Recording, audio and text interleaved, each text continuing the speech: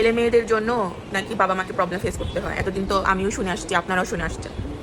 এখন হলো বাবা মার জন্যই হলো আমার প্রবলেম ফেস করতে হচ্ছে, যেটা আমার শোনার কথা না সেটা শুনতে হচ্ছে। নিজেকে আঘাত করেছি, অনেক কান্না করেছি। এইটা শেষ কোথায় আমি জানি না। আমি এই বিজনেস থেকে আমি উঠতে চেষ্টা করতেছি, এটা শেষ কোথায় আমি জানি না আদৌ আমি উঠতে পারবো কিনা। আমার এই সুদ ঋণ এসবের ঝামেলা থেকে আমি মুক্তি চাচ্ছি। মরে গেলে মনে হয় সব কিছু শেষ। আমার এসব প্যারা, আমার এসব কিছু আমার একদম ভালো লাগছে না। দোষ করবে একজন, কথা শুনতে হবে আমাকে, ভুল করবে একজন, কথা শুনতে হবে আমাকে। মাঝে মাঝে এটাই মনে হয় যে জন্ম হওয়ার সাথে সাথে কেন আমাকে মেরে ফেললো না। আমি কি এই দিনগুলো দেখার জন্য বেঁচেছিলাম, বেঁচে আছি? আমাকে কোনো ফিউচার নেই, আমার কোনো ভবিষ্যৎ নেই। কান্না করতে করতে চোখে পানি আসে না, চোখে পানিও পাথর হয়ে গেছে। ব্যবসা করতেছি আলহামদুলিল্লাহ, সৃষ্টিকর্তা কৃপায়, সৃষ্টিকর্তার আশীর্বাদে, সৃষ্টিকর্তার দোয়ায় ব্যবসা আমার ভালো যাচ্ছে।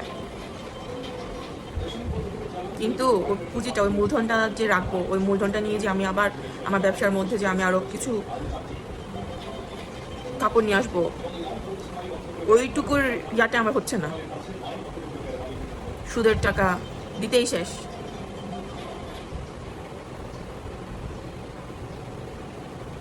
আদৌ কি বাবা মারা সন্তানের ফিউচারের কথা ভাবে? আদৌ কি ভাবে?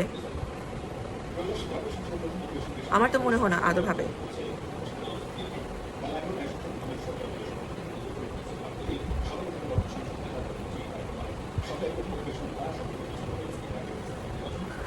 কাউকে বলতে পারি না, যদি মুখ খুলি, যদি বলি আমি কথায় কথায় রাগ দেখাই, কথায় কথা এরকম করি, কথায় কথা ওরকম করি, সবাই যে চারটা বোঝে, কিন্তু আমারটা কেউ বোঝে না। নতুন একটা বিজনেস করতেছি, অ্যাটলিস্ট 5-6টা মাস তো আমার ওই বিজনেসটা আমার কভার করতে হবে। আমার তো দেখতে হবে আমার লাভ কত আসতেছে এখান থেকে। একটা টাইম লাগবে বোঝার। টাকা পয়সা আমি হাতে রাখতে পারতেছি না।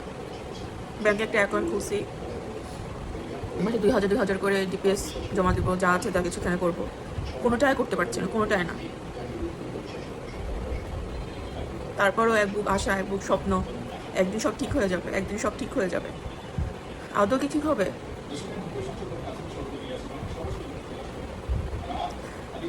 মরতে ইচ্ছা করে।